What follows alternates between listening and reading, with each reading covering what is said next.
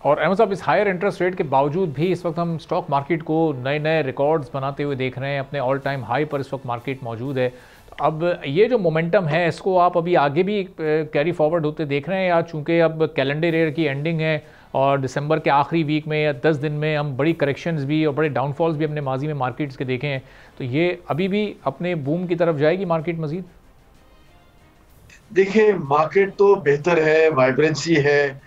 हम P ratio की बात करें तो आज भी हमारा पी रेशो जो है वो पाँच पाँच के करीब है, जो एक्चुअल होना चाहिए 7-8। दुनिया भर में पी रेशो जो है वो 12-13 चलता है।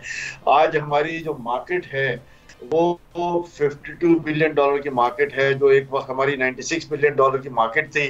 तो बाय एंड लार्ज मार्केट में स्कोप बहुत बड़ा है।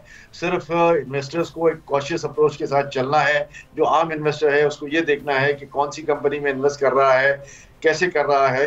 लेकिन ओवरऑल मार्केट में जो अच्छे स्क्रिप्ट्स हैं उनकी परफॉर्मेंस अच्छी है और इंशाल्लाह अच्छी रहेगी।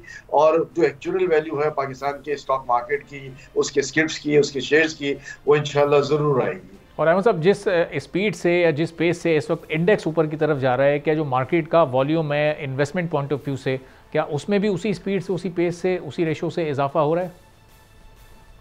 जी बिल्कुल, देखें मार्केट वॉल्यूम्स बहुत अच्छे हैं। कहाँ हम रोजाना की लेट से 20-22 अरब की ट्रेड करते थे, अब ऑन एन एवरेज हम 30 अरब की ट्रेड के ऊपर आ गए हैं और 50-50, 60-60 अरब की भी ट्रेड हो रही है।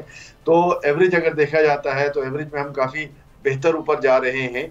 और मैं समझता हूं कि मार्केट के वॉल्यूम्स जो है वो मार्केट की जो अपसर्ज है उसकी मुताबिकत से बिल्कुल ठीक है, और इंशाल्लाह आने वाले वक्तों में बेहतर वॉल्यूम भी होगा। सब्सक्राइब करें और बेल दबाएं ताकि कोई खबर रह न जाए।